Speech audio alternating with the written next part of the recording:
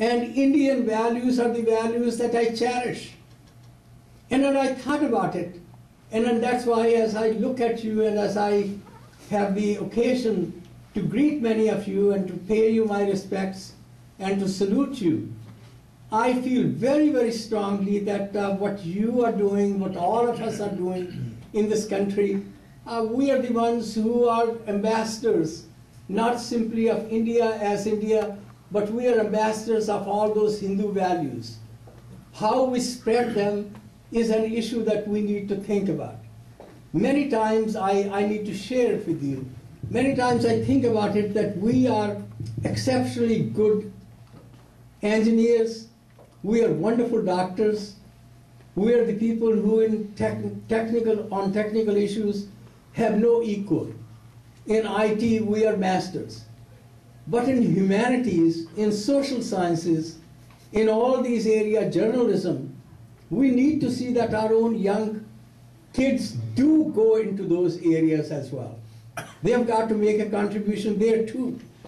And then I think about it, you probably know that Jewish kids here, after they have done their high school, they are in college, many of them have got to go to Israel for a year or two, or just to study there. And then this is our Karam Bhumi. We are the ones who are going to stay here. Many of us who have got our homes here, our place here, our friends here, and our life here. And then therefore, this is the place where we do have a great deal of loyalty. This is a part of society where we need to serve. But at the same time, if there is a Punya Bhumi, that is India. If there is a place where we do feel that all those values, sages and seers, who thousands of years ago did what we would consider at the present time to be reaching the highest level of not simply intellectual but spiritual life, that is the place that gave us inspiration. And Hindu Swayamsevak Sangh here, it's an independent entity, but it has got inspiration from Rashtriya Swayamsevak Sangh. It has gotten inspiration from those leaders who gave their own lives and selflessly worked for many, many decades. I do remember, and then you probably know in each place, but in Delhi, I had Sri Chamanlal Ji. He did his MSc, came to Delhi, worked all his life, and totally selflessly gave his entire life to Hindu cause, Hindu work. And he is not alone. You know, in Sangha we have had hundreds of people who are pracharaks, give their life, entire life selflessly working for Hindu values. And then you in temples, many of you leaders in your own community, and this is what I was looking at, North-South Foundation. And I just heard about it, saw about it, and how raising money here and for India and doing all those scholarships. And these are only a couple of things that I saw, but I know I have heard from others how much work you are doing here. And so I'm very, very grateful for all that you are doing. And my own thought is that as Hindu cause, all of you, all of us are doing in our own ways. There is no ego involved in it. Sangh is not the one that is going to say it is the umbrella organization. We simply need to work together. And we simply need to make sure that the values that we cherish, that we need to share with this society, we need to share with the whole world. Because whether it's the issue of disarmament, it's the issue of global warming, it's the issue of any environmental degradation issue, I think Hinduism has, Hindu thought has, Hindu values has made immense contribution today. And so I again want to salute you. I hope that all of us can work together in different kind of ways. And each one of us in our own sphere of influence, spreading those kind of values of humanity. Because when we keep talking about that we as Hindus are happy when everybody everywhere is comfortable, is prosperous, is peaceful. So whether it's an issue of war and peace, it's an issue of environmental well-being, it's an issue of economic and political stability. My own thought personally is, and you know better than I do, that Hindu Dharma has taught us those values that are of utmost immense importance to humanity.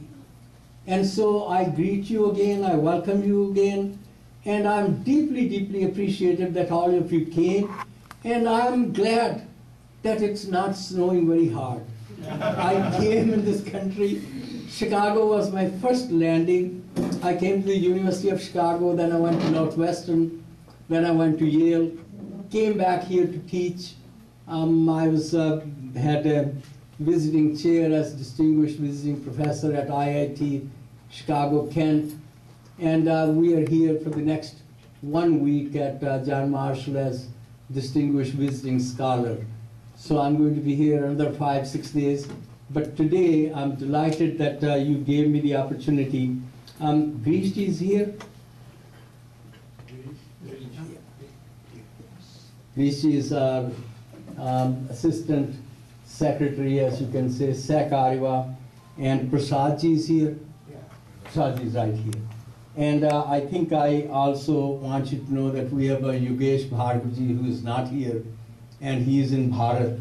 But Vasant Pandavji is here. Vasantji is our, in charge of all this Sambhag that we call many different states here, and all of that, our outreach. Then he does. Shridhar Damleji is here.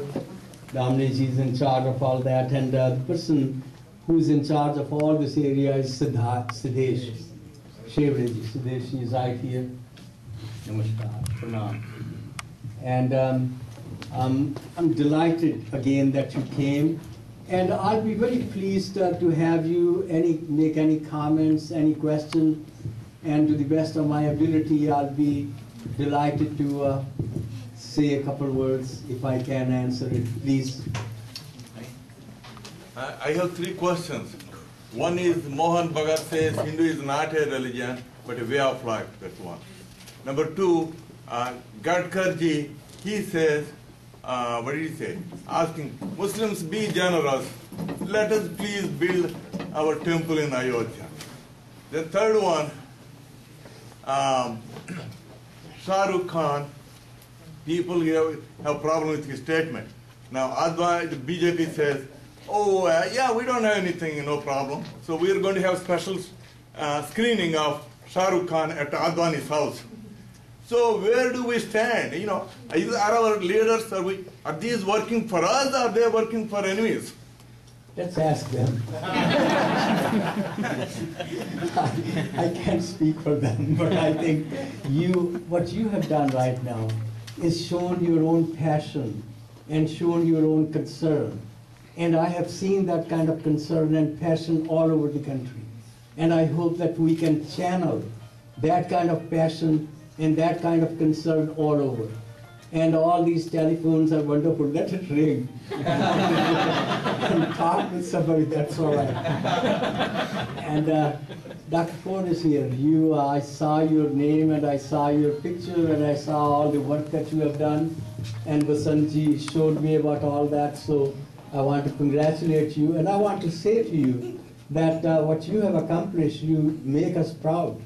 And that is really the kind of thing that many of us do. And please know that, very, very pleased that you came, delighted that you came. And again, as I said, I'm very pleased that all of us thinking in the same kind of mode can work together. Any other comment or question? Yes, sir. Actually, we are the history maker. Right now, whatever we are doing, we are making the history for the 4th generation. After 4th generation, 200 years later, somebody gonna talk about us. What do you want our great-grandchildren to tell about the Hinduism? What action we are doing? What is our plan?